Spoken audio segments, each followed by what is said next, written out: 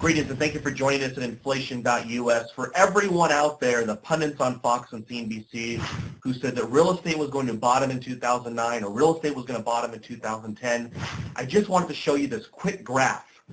You are right here. And guess what? Real estate on an annual basis went down again. In fact, we saw 6 cities, Charlotte, Atlanta, Miami, Portland, Seattle, Tampa, all hit fresh lows.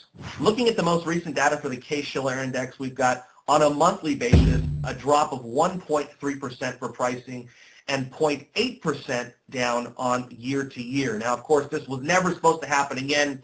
We were only supposed to see prices rise from here on up because real estate had bottomed, because the Treasury is funding 95% of mortgages, because the Federal Reserve has rates artificially low, and because banks are doing everything they can to help borrowers.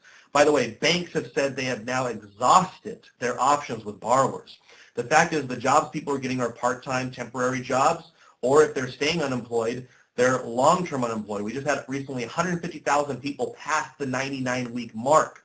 Now, looking at foreclosures are going to continue to rise and continue to accelerate despite what the mainstream media and government assessments have been. Here's the hard data. From second to third quarter, we saw a jump of 31% in new foreclosures. In the last year, that number is 3.7% up in the last year for new filings. If you look at total foreclosures from year to year, we are up 10% in the total foreclosure process. Now again, I have to remind everyone, the worst was supposed to be in 08, was supposed to be in 09. We are seeing things accelerate, and we believe at the National Inflation Association that as we enter deeper into this inflationary depression, the housing market, the decline, the foreclosures, unemployment, that will continue to accelerate as we see prices rise. I mean, here we have unemployment at multi-decade highs. We had 150,000 people just drop off the 99-week unemployment status, and we're seeing gasoline at 2-year highs. We're now over $3. We got the Shell executive, the former executive, saying yesterday that he thinks we're going to see gasoline by 2012 over $5. Now the big news today, and everybody's excited about jobless claims. Initial jobless claims finally falling below the seasonally adjusted number of 400,000, down 34,000 from last week.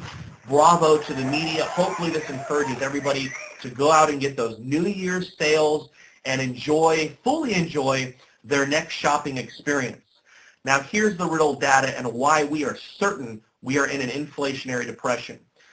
Real initial jobless claims are devastating. They weren't down 34,000 seasonally adjusted. The real hard straight data, up 25,000.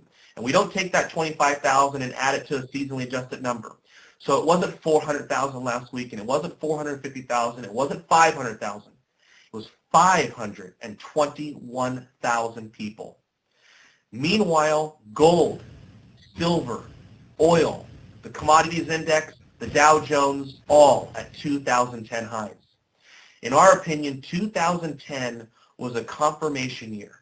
Are we going to have deflation? Are we going to have inflation? Are we going to have an inflationary depression? Are we going to have a recovery?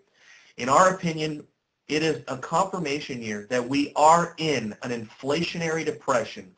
Look at the numbers.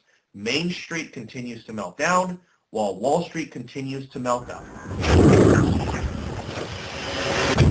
In closing, we want to take the time to thank everyone who subscribes to inflation.us, everyone who watches our videos and forwards our newsletter. Thank you so much for helping us meet our objective in helping prepare and warn as many Americans for hyperinflation as possible. Looking back at this year, people forwarded our emails about the sovereign debt crisis, our inflation food report, QE, how the Fed's monetizing our debt now. We ended up on Fox News a few times. In fact, Melt Up, our documentary about what exactly is going on in this country, is nearly at 1 million views right now. End of Liberty, our highest quality featured documentary ever made, is now over 550,000 views. It is a video that is imperative for people to watch and understand, to see how our liberties are being eroded over time with government regulation and government involvement in our daily lives. We also thank everyone for watching our first fictional mini video about the day the dollar died. Many of you have expressed that you want to see more videos like that and more things like that.